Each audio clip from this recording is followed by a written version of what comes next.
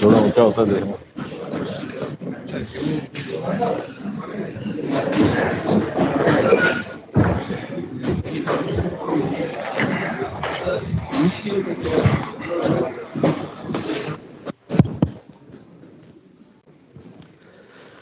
So good afternoon, everyone. A warm welcome to all members of the press. So thank you for joining us today for this press conference on the Union Budget 2026-27.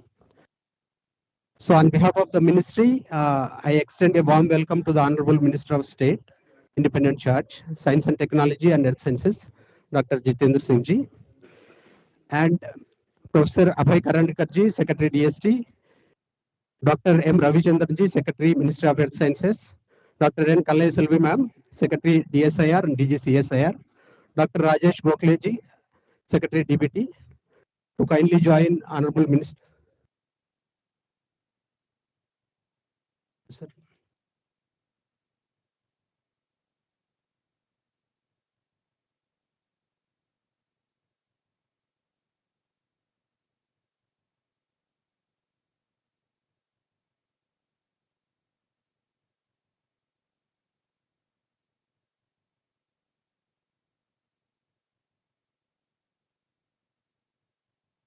So I request Madam Kallai Selvi ji to do the honors, ma'am. A felicitation of the Minister. And,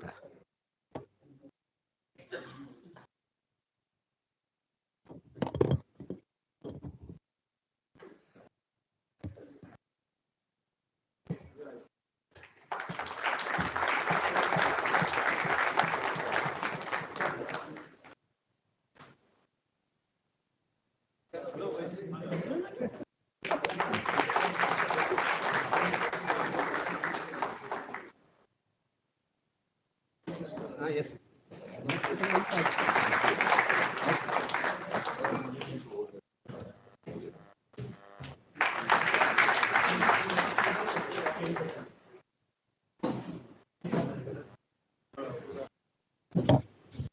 So it is my pleasure to announce that our ministry is the first ministry to hold a press conference on Union Budget 2026-27. So thank you very much, sir. Finance Minister, obviously. So see, this is independent of the budget. Anyways, okay, fine. Yeah. So I request Professor Abhay Karandikar, sir, Secretary TST, to give a few points about the Union budget. Okay. I think thank you very much. As you know that in this budget there has been a significant emphasis on science, technology, and innovations. In fact, the word technology itself has been used for more than 15 times in the entire budget. The Honorable Finance Minister in her speech had emphasized its importance on Anusandhan, National Research Foundation, National Quantum Mission, and Research Development and Innovation Fund, which are ongoing. One of the major announcement for creating a mega science R&D infrastructure facility was made to set up two major telescope facility. One is the National Large Optical Telescope, which is about 13-meter telescope, which will come up at Hon'ble. And second one is a National Large Solar Telescope, NLST, which will be near Pangong Lake in Ladakh. So this will be 2-meter solar optical telescope with and then the upgradation of the existing Hon'ble facility and you know another planetarium, Cosmos 2. One planetarium is already under construction in the city of Mysore. That will hopefully become operational by June, but this will be another facility. The solar optical telescope will complement our Aditya L1 mission. When it will be set up, it will be the second largest solar optical telescope. The largest one is currently in operation Hawaii, and the 13-meter optical telescope currently there are only three 10-meter optical telescopes operating, two in Hawaii and one in La Palma in Spain. There is a 30-meter telescope coming up where India is a consortium partner that is also coming up in Hawaii. So these national large optical telescope and solar telescope will be two major mega science R&D infrastructure facility that has been announced in this budget. Uh, Thank you. I think. Thank you very much. Thank you, sir. Now I request Secretary DBT Rajesh Gokhale sir to share his perspective on Union budget. So namaskar to all of you. I think as you would realize from the Union budget that that reinforces the biotechnology as a central role in advancing Indian bioeconomy and biopharma mission actually. As you would realize that 10,000 crore outlay has been laid for the biopharma Shakti program. Now, program is you can almost say that an outcome of what Department of Biotechnology has done over the years because it reinforces the vision of how biotherapeutics are going to play an important role in cardiovascular diseases, in variety of diseases, which are CVDs, which are various aspects of life. I think National Biopharma Mission was a flagship program of Department of Biotechnology, which was initiated, which was a cabinet approved scheme along with the World Bank. And from 2017 onwards, it has actually catalyzed large number of activities over the years, which has now led to this kind of mission programs where now manufacturing can be set up. So what was done through National Biopharma Mission that where shared infrastructure facilities were created, clinical trial sites were created and various testing labs were created.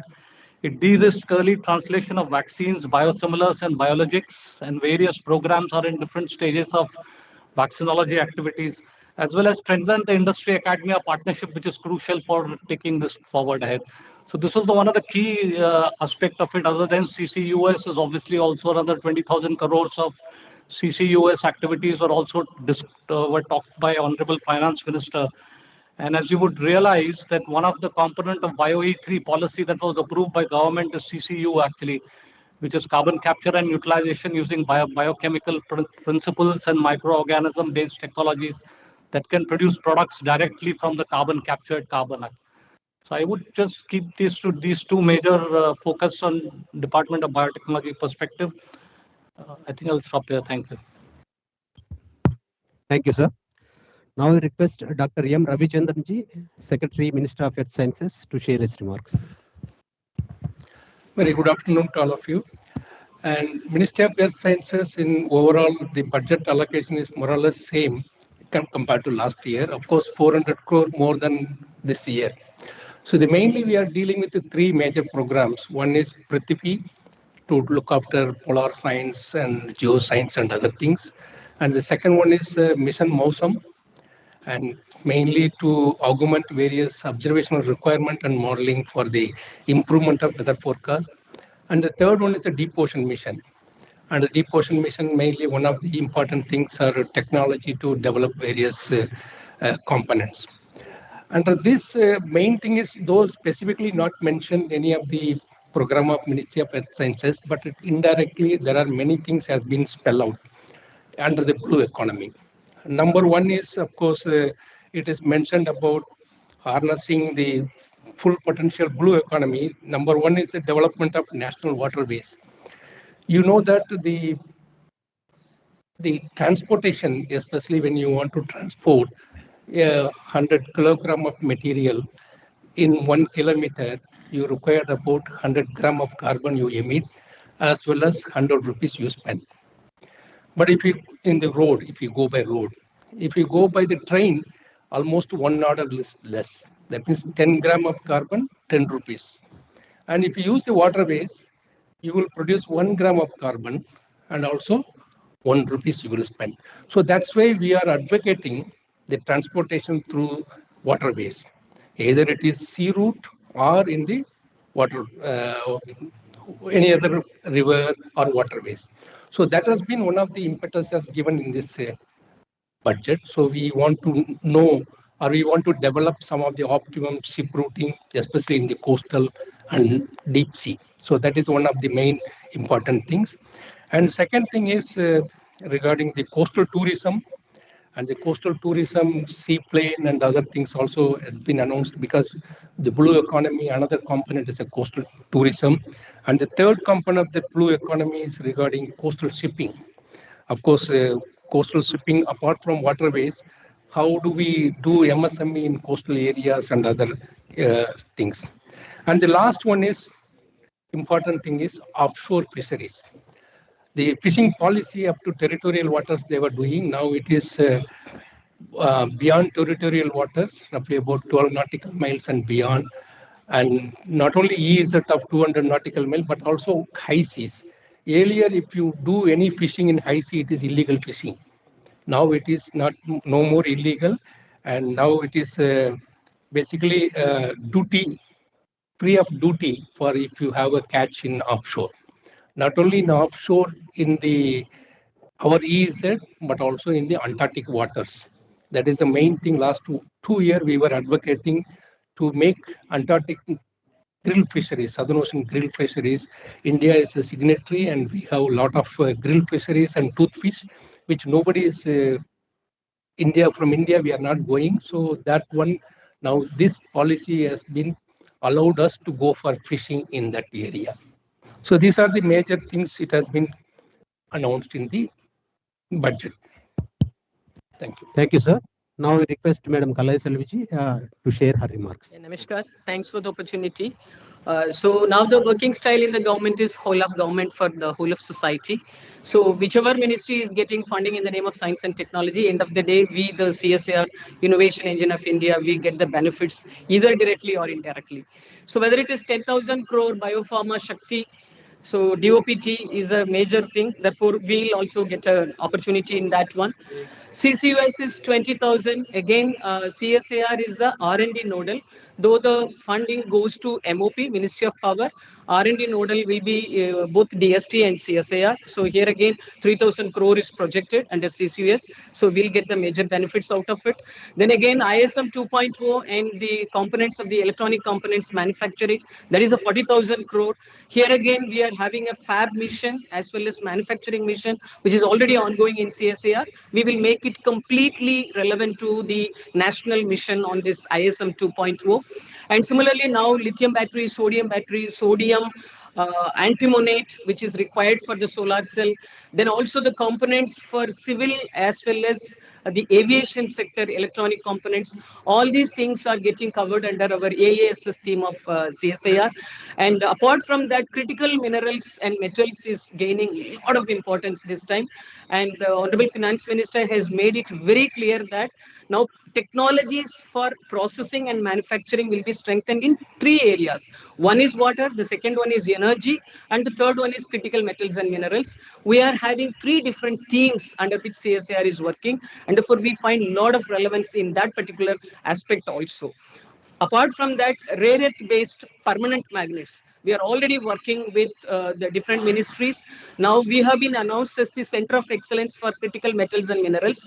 Two of the CSIR laboratories, CSIR NML and CSIR IMMT, we have been identified as the Center of Excellence for Critical Metals and Minerals. So under that particular facility, again, we will strengthen our rare earth based permanent magnets also.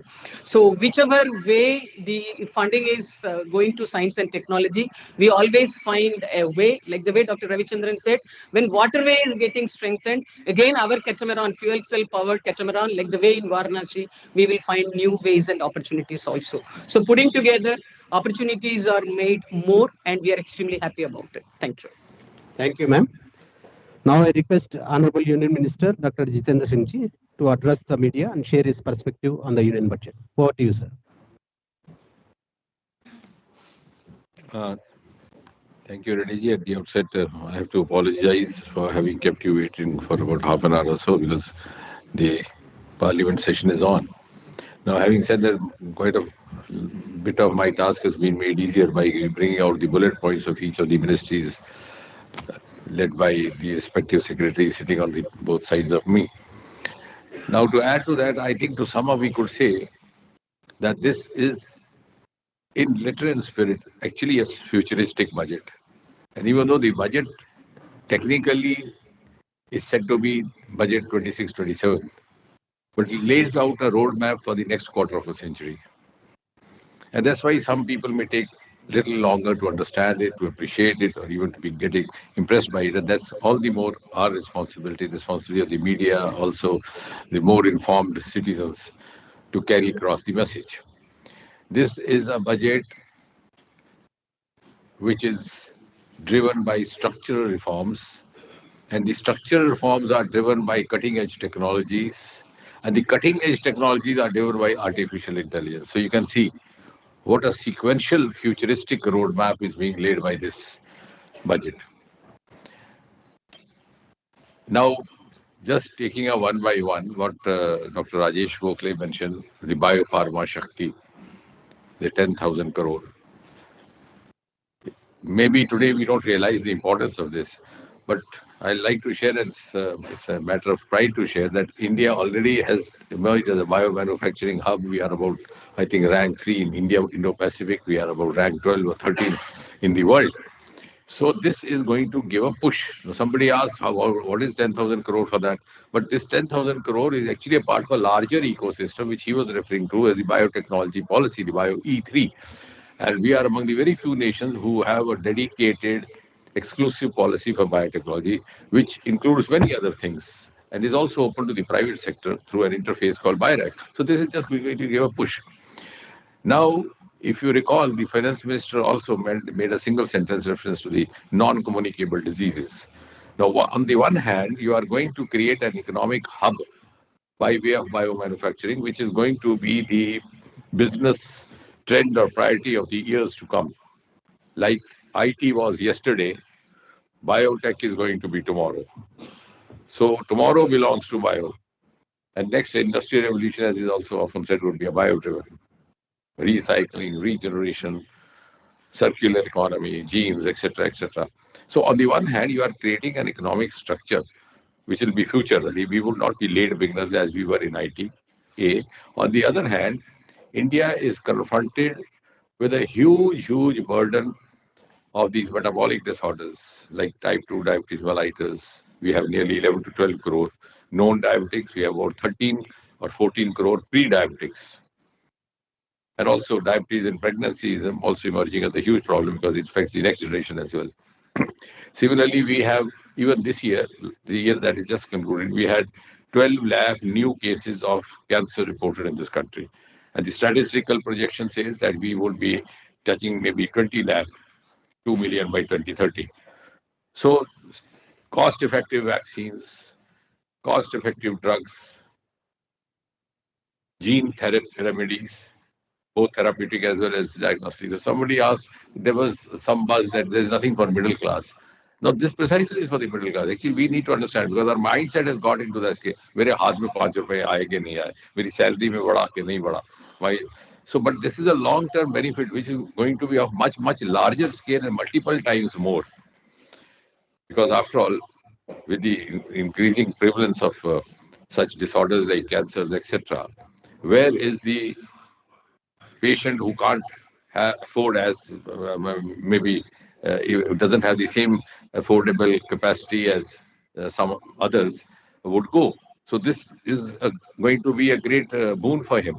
And at the same time, every district going to have an emergency cancer center. So see, so many things into this. Similarly, when I said future ready, the country is now of late awakened to the problem of mental disorders, which was unheard of till about 2 decades ago. In fact, I was telling some of my medical colleagues that in my times, this post-graduation seats in psychiatry went vacant. Nobody came forward. They said we will do something else. We'll wait for 2 hours, 2 years, but don't go for this. Now this has become one of the most sought after areas. And there are also so many self-styled psychologists sitting in the town. So in a scenario like this, we didn't have a proper, dedicated, super specialty academic and clinical institute in North India. We just had one NIM hands in South. So we are now coming up with 2 of these in India, in North India as well, which means we are going to now democratize also the availability of healthcare. Similarly, You just now reported very recently the Shanti Act, and I must compliment you and also thank you for being having done that very favorably. It's gone down quite well with all the stakeholders. So considering that, now as I said, all these provisions which the finance minister announced are each one of them is part of some other larger ecosystem. She has announced extension of custom duty on imports or components for nuclear plants till 2035, which means the domestic investor, even the international investor, would be encouraged to get the best of the parts so that we have quality nuclear plants. And of course, the rare earth corridors, which were being mentioned, four of these. Similarly, persons of Indian origin will be permitted to invest in listed companies. So that again is going to benefit all these. Now, as far as the Department of Science and Technology is concerned, to add to what Abhayji was saying, we have a very visionary announcement made in the form of National Geospatial Mission. Now, how this has a larger impact is when I say that this country is now increasingly confronted with the issue of rapid urbanization happening. And some of our projections say that by 2030, there will be a huge amount of urbanization in most of the country, you know, turning from rural to urban. So in fact, most of us where we work, where we live, even in this city of Delhi, were villages till about a few years back. But can we allow this kind of urbanization happening in an unplanned, unorganized manner? Because we've seen the consequences. So we have now a dedicated National Geospatial Mission, which is going to be a sequel to the National Geospatial Policy, which his department brought out about 2 years back. And that will, in turn, connect with the Gati Shakti, so that you have an organized urban planning using modern tools, satellites, drones. Like, for example, you have only one of its kind city in India called Chandigarh. But possibly, if we are seeking that kind of planning, then we need to have a more institutionalized manner. 4 telescopes, Professor Abhay has already spoken about, and how they are going to supplement the space program also. The carbon capture 20,000 crore, which Dr. Rajesh Gokhale mentioned, is going to address our environmental issues, going to address our industrial decarbonization, also the circular economy. So multiple benefits. And AI in agriculture. So we have AI now being used almost everywhere, formally, informally, officially, unofficially. So we have tried to streamline it in a more institutionalized manner by giving an exclusive emphasis or exclusive kind of an option for agriculture AI, which is called Bharat Vistar. So the farmers are benefited by the optimum utility of AI without getting exploited by its effects which are not desirable. And similarly, AI for Divyangs. In the Indian Semiconductor Mission, we have ISM 2.0, which is, of course, a continuity of the earlier one. And in the Earth Sciences, Dr. Ravi Chandran already mentioned. In fact, I think it's also a matter of gratification for us that most of the announcements which are made for other ministries also have a bearing on our ministry. So none of them would be able to carry forward any of those announcements or implement them without the support of one of these ministries or one of these secretaries setting on this side. That's what was being hinted by Dr. Kalai Selvi as well. So the fishing, allowing fishing in the exclusive economic zone is a big game changer. Possibly sitting in New Delhi, we don't understand the implications of it, but if same media meet was held in Chennai, for example, it would have created a lot of, enthusiasm and curiosity. So deep sea fishing, other fishing zones which can provide better quality. So it's going to be economy. It's also going to be a step towards food security. And as far as Jammu Kashmir is concerned, there's one interesting because Pallav always undertakes all these adventures. He will travel to that place to first see saffron, then to see the winter. So now there are going to be mountain terrains for trekking, but mountain terrains exclusively for Northeast and Jammu and Kashmir. So the same place where Pallav you went for lavender also has trekking support. They are actually conducting that kind of trekking arrangement. So it will be more tourism as well as sport.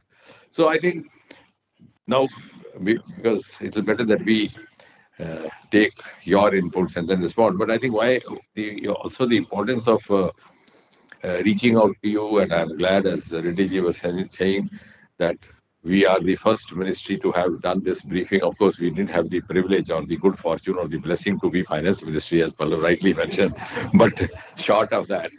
So I think that's also because of the realization we deeply feel, and we also feel indebted, humbled, grateful that most of the announcements made for each of the, even for Divyangs, are technology driven. There's a Divyang Kaushal Yojana, self-help entrepreneurship for women, which is appropriately named as SHE program.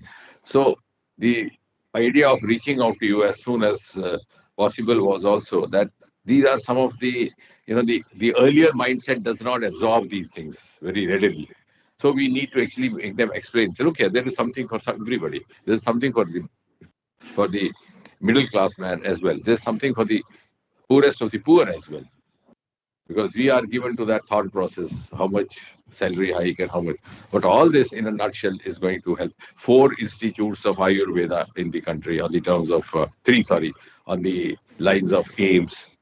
So all these things put together, and yes, 2 institutes of pharmaceutical, both academic as well as free. So all this is going to affect all sections of society. So I think with your help, we will be able to carry forward the right message and also be able to convince each and every citizen of this country how best to carry forward this mission of Viksit Bharat or the new India. Thank you very much, sir, for your detailed and insightful address. Now the floor is open for Q&A. Please introduce yourself and ask. Abhishek, mic.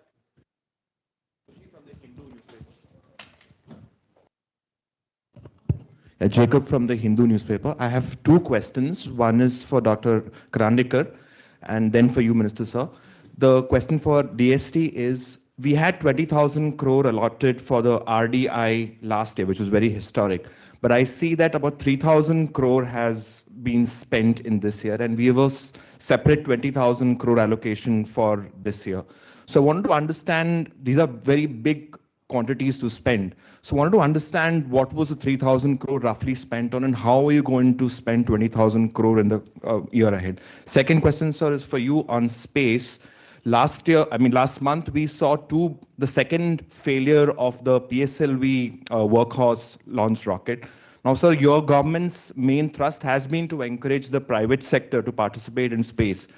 The thing is, rocket failures are part and parcel of the process, but the problem is we have not seen a proper analysis yet, not only of this, but of the previous PSLV failure, on why exactly is something as reliable as the PSLV failing. And this, because this sends a very negative message to investors who want to conduct launches on our workhorses. So just want to get to these 2 perspectives. Got it. You speak the first one, leave the more difficult one, which you wants to address to me. Yeah. So I think, as you know, that the RDI, the cabinet approved it in the last July. After that, we had approved the scheme guidelines and the special financial rules and the notice inviting second level fund managers on November 3rd. And then we initiated the process of appointment of the second level fund managers, because RDI fund is not going to directly invest in the corporates or in the startups. It is going to invest through second level fund managers, which will be, the AIFs or DFIs and so on. So, that, application last date for receiving the proposals from the second level fund managers was January 31st. In fact, we have received an overwhelming response. 193 fund managers have applied, and now we will be shortlisting them and selecting them, the fund managers. But in the cabinet has also said that statutory organizations like Technology Development Board of DST and BIRAC, they can be appointed on nomination basis. So that process was completed, and therefore currently only Technology Development Board and BIRAC, they have been appointed only the second level fund managers. And that is the reasons, we could not spend the entire 20,000 crores. And this year again, the 20,000 crores has been allocated. The total fund size, as you know, is 1 lakh crore. And as per the cabinet approval, the fund needs to be deployed over a period of 7 years. So it will be get deployed over a period of next 6 to 7 years.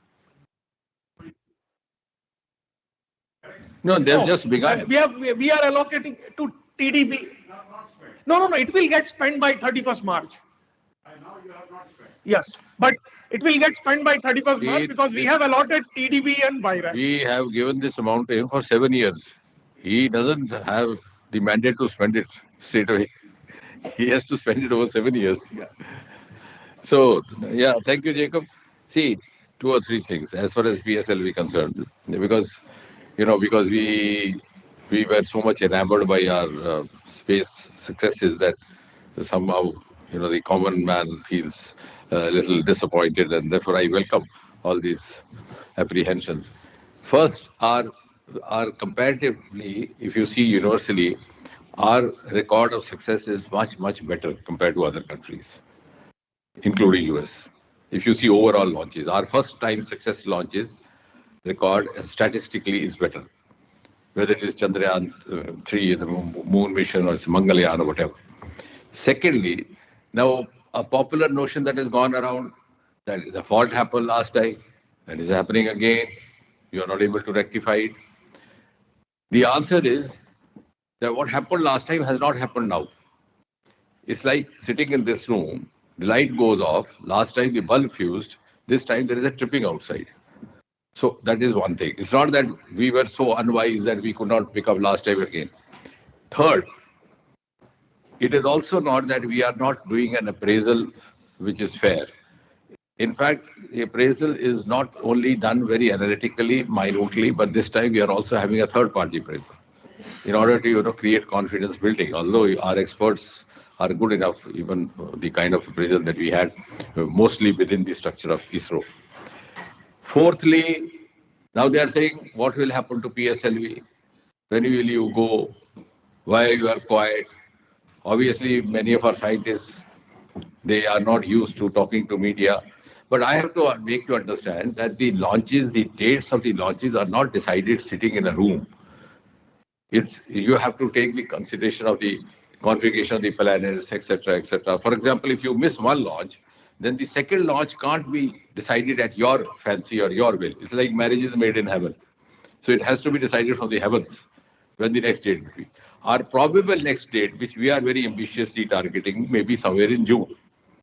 If we move on as we have after receiving the report of the committee and then rectifying everything and satisfying ourselves, the next probably may be June. Though there is always, a last-minute change happening due to many imponderables. Now, most important is what you talked about, the credibility of the private investors. Now, we live in an evidence-based era. Now, I'll tell you, in this year, we have 18 launches scheduled, out of which I think as many as 6 are private. None of them has withdrawn its request to launch, which means they still trust us. There's somebody said that whenever I get disappointed from the world, and I think the world is no longer worth living, that's what Maulana Abul Kalam Azad said. He said, what rekindles hope is the cry of a newborn child from the neighborhood. So God still trusts us. That means the stakeholders have huge trust in us, including private.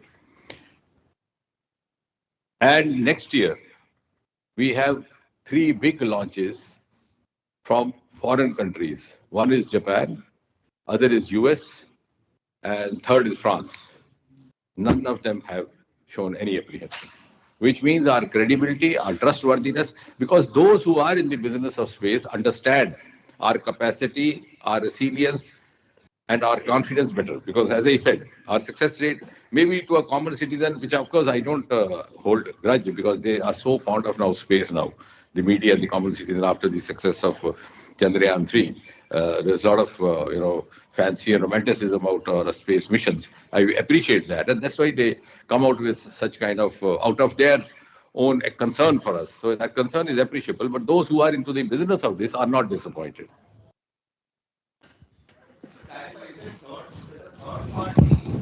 Sorry? Not third party. We'll also have experts from outside doing that as well. No, within. Normally, they can be slow. They would have an internal failure analysis. Yeah, that's I agree. And they would have an external failure analysis. Yes. So, is the Mantralaya appointing an external failure analysis committee for the back-to-back launches of TSM? No, obviously, we will follow the same pattern. You're right. We are already we are already into it. The appraisal process is already on. And if it goes ahead the way we have envisaged, hopefully the next date may be June. Anything more than what is being defined is correct as to what caused it. I mean, there's all that paper, that etc. Yeah, that is what. No, I appreciate what you are saying. I mean, that was the instant inference drawn. But of course, maybe we get all the details. Only then we would be able to share, because sharing it with the very primitive details in hand may not be very fair. So that's why. So let's wait for a while. Okay. Second. A follow-up question on this.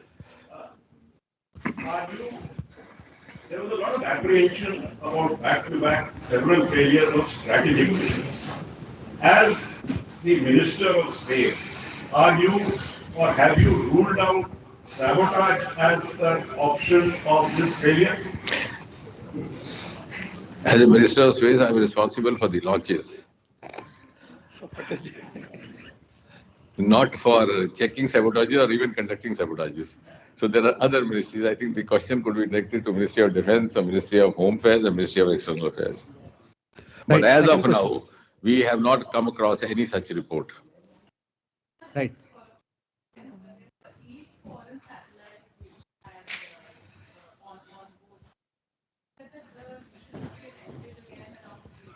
No.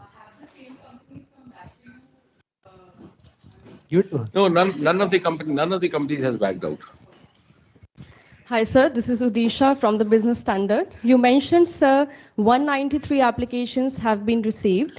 How many applications are you looking to finalize, and what's the timeline for that? And ultimately, when these organizations will go into investing into startups, what is the timeline we are looking for that? I think timeline is by the April-May timeframe, we will select few fund managers. And then the fund managers may take another 6 to 8 months, to actually make their first decisions. So, but out of 193 applications, tentatively, how many applications will be finalized? I think we have not, this 31st January was the last date. We have not yet looked at the data yet. So we will not be able to comment, what types of these fund managers are there and how many we will select. There's only after the analysis we will be able to say. Even the RDI funding guidelines or the circular that we released initially, we have mentioned this time gestation period of about 3 or 4 months, if you go through that. Thank you, sir.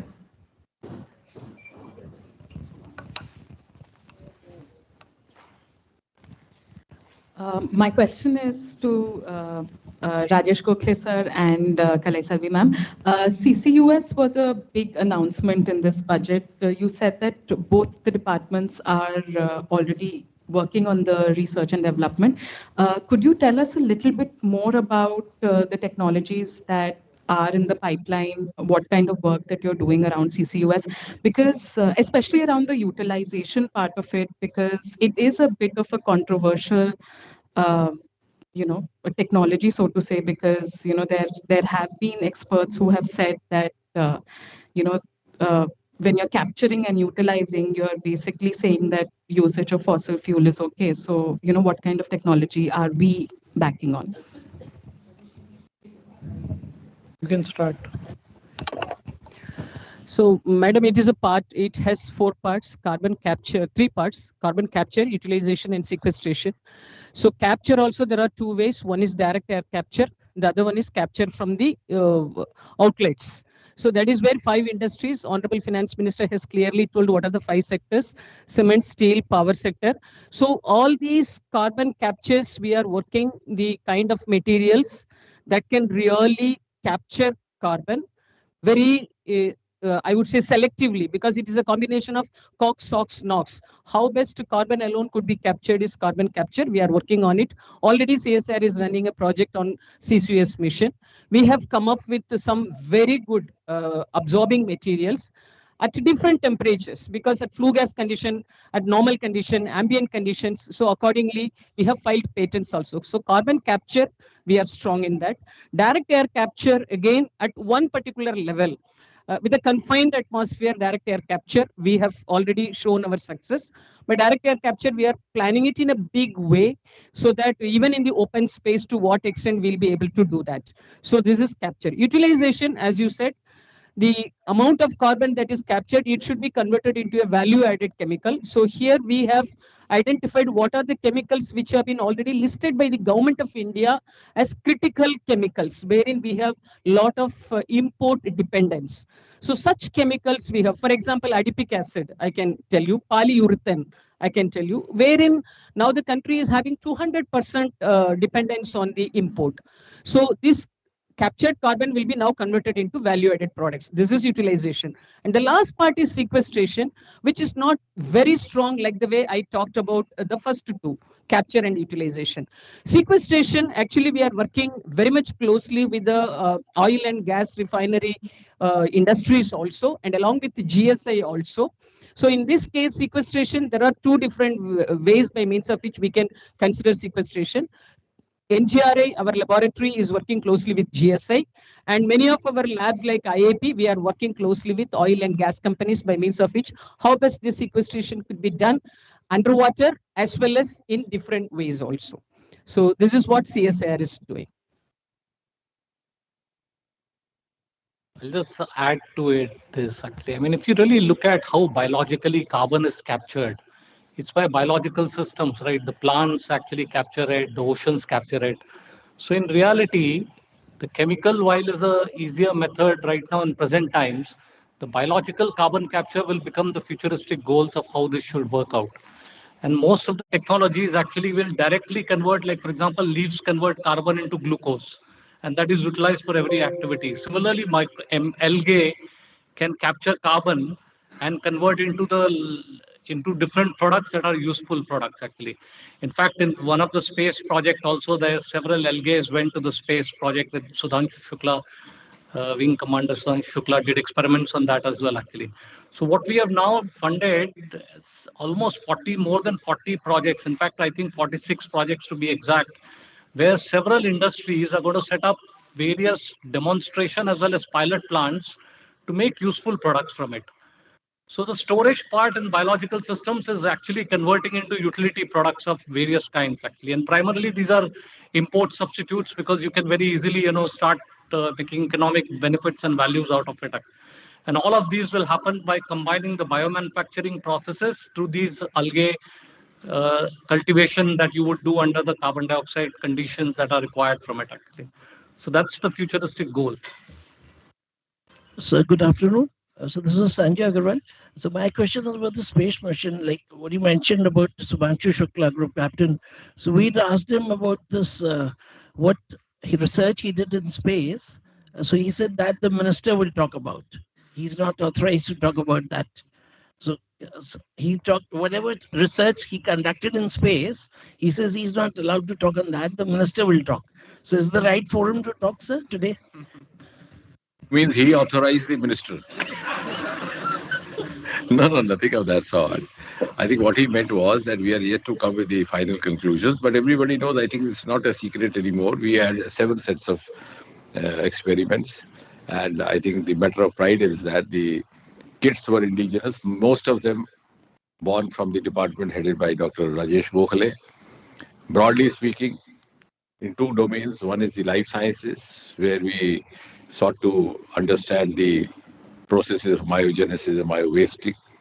because they go through that process of wasting when they are immobile over there. That could have implications even in clinical medicine. Even if you suffer a small fracture, you're asked to remain immobilized, then you have to go through sessions of physiotherapy to recoup your muscle strength. So how best to strategize that? That is one set, because we made use of his sojourn over there. The other is, which is also has a bearing with the media fields, prolonged use of these electronic gadgets, how it affects your faculties, etc. That was one. The other set was growing of these algae in the space, and this cyanobacteria, which have also resistant effects. So in order to study how best we could, and also that urea proteins converting. So how best we could, when we are now into the genetic processes also, how we could actually improvise on our uh, plant physiology and plant methodologies, and also in the direction of our food security. My question is to Professor Karandikar. But when you asked about this, I think when we are talking about biotechnology, as I said, the other ministries have also got something which has got something to do with one of these. So with the biopharma, we have also now, and that pertains to what happened for the common man. 17 cancer drugs, and 7 of them, and 7 plus 7 rare disease drugs have been made duty free. So that's a huge relief, because currently also we have a doctor retired from the health services whose daughter was detected as having Niemann-Pick's. I spoke to Alka in ICMR, but we are struggling for the drug because it's unaffordable for even a retired senior officer to. So I think this has been a very technology driven, at the same time very sensitive as well. Professor Karandikar, can we have a timeline on the telescopes part of the announcement, and also the cost, each facility-wise cost, if you can? So the timeline for coming up this facility will be about 5 years. The cost is the optical telescope is approximately 1800 crores, and the solar telescope approximately 800 to 1000 crores will be the approximate cost. The total, all the 4 facilities will cost about 3500 to 3600 crores. Hi, sir. I wanted to ask about the Shanti Bill. This was an announcement. It has to no. Because this was a budget announcement. Now we will be doing the process of the approvals. Yes, please. But we have the DPR ready for both the major infrastructures. Both of these projects are pending for a very long time. So our telescope is pending for almost 10-15 years back. No. No, it has not been spent. And there were other telescopes. That is because we are a consortium member of 30-meter telescope in Hawaii. That construction in Hawaii has been going on since last 2011 or 12, and that has been a significant delay at the Hawaii site.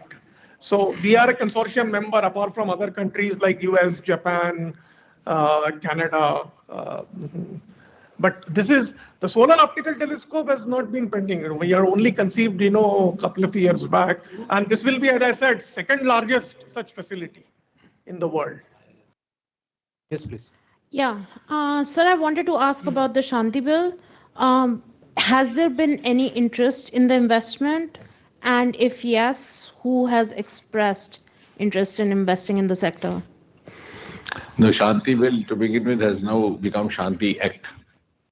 So having said that, the current status you asked. So, we are in the process of framing the rules.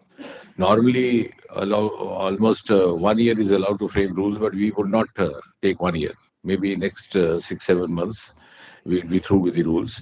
And once we are through with the rules, then I think we'll be in a better position actually to negotiate with all the investors. But of course, there is a huge amount of interest domestically, internationally, in the public sector as well as in the non-government sector. And I was, in fact, personally, I felt flattered when our Minister for External Affairs was holding parleys with the US Secretary of State. The US Secretary of State complimented him for the Shanti Bill, which means there is an interest across the sections of society and across the world, both in the government circles as well as the non-government circles. Yeah, directly. See, once we are through with the rules and we make some offers or whatever, then the proposal will start coming. But they have certainly shown interest. And there also, I think, which I also was trying to say after, in a couple of the briefings after the parliament debate, that some impression tended to go around that it's only for big houses. You will see in course of time, the smaller houses, the small groups will also come forward to show interest. Because we have now given different slabs. Like, for example, if you want to put in 100 megawatt, then your liability level is lower. And suppose tomorrow a group of youngsters form a company and they want to indulge in this, so they'll have a different kind of option. So, and then we are also going to have small modular reactors. That itself is going to be a different domain. So there is, it's going to cater not only to the very high strata of business community, also at different other levels. Okay, thank you. So, yeah. It can be private, it can be public. Yes. No. Yes. No. They will come, but only when we put out something. No, मैं दुकान खोलूंगा तभी ग्राहक आएगा ना. अभी मैंने दुकान खोली नहीं, अभी मैं दुकान सजा रहा हूँ. मैंने कह दिया कि मेरी यहाँ दुकान खुलने वाली है, अब सामान उसमें लगा रहा हूँ, दरवाजा भी खोला नहीं, तो जो सामान है वो रूल्स, उसमें टाइम लग रहा है. Okay, thank you. We'll now conclude. Somebody, okay, Shiva.